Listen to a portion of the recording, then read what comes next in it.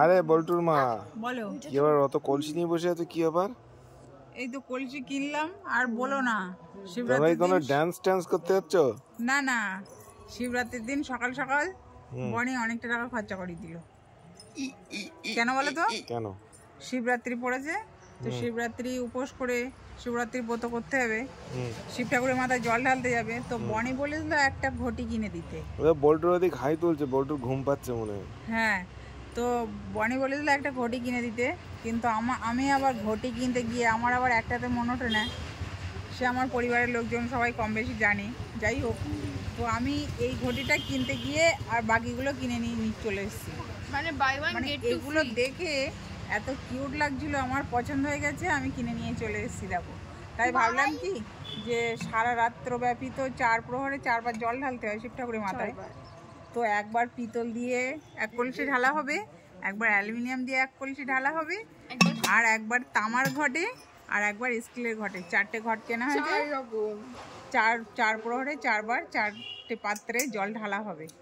এবার কোন পাত্রে কোনটা কতটা পূর্ণি হয় সেটা তো আমি জানি না, আমি যতটুকু জানি তামার পাত্রেই ঢালতে হয়, তাহলে পূর্ণিটা বেশি হয়। তো সব কিছু মিলিয়ে পছন্দ হয়ে গেছে, নিয়ে চলে এসেছি। তাই বললাম যে বনি এত টাকা খরচা করে দিল। বল্টু তুমি কোন কলসিটা নিয়ে যাচ্ছ? তোমার কোনটা পছন্দ? কোনটা দেখাও। বল্টুর এটা পছন্দ হয়েছে, এইটা। বল্টু বলছে কি ওটা সোনার কলসি, সোনার।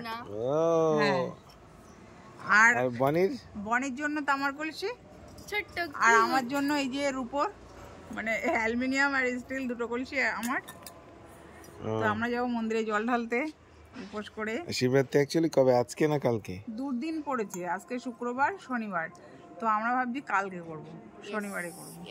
কারণ কি শনিবারে আমার আবার অ্যানিভার্সারি রয়েছে, তো সেই জন্য একটু মন্দিরে যেতে হবে প্রার্থনা করতে।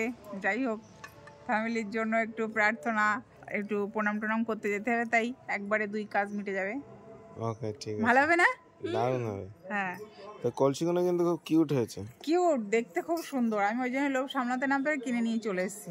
খুব দারুণ হয়েছে, খুব সুন্দর লাগছে। ওকে, তাহলে তোমরা প্রস্তুতি নাও। হ্যাঁ, প্রস্তুতি জোর কদমে এগোচ্ছে।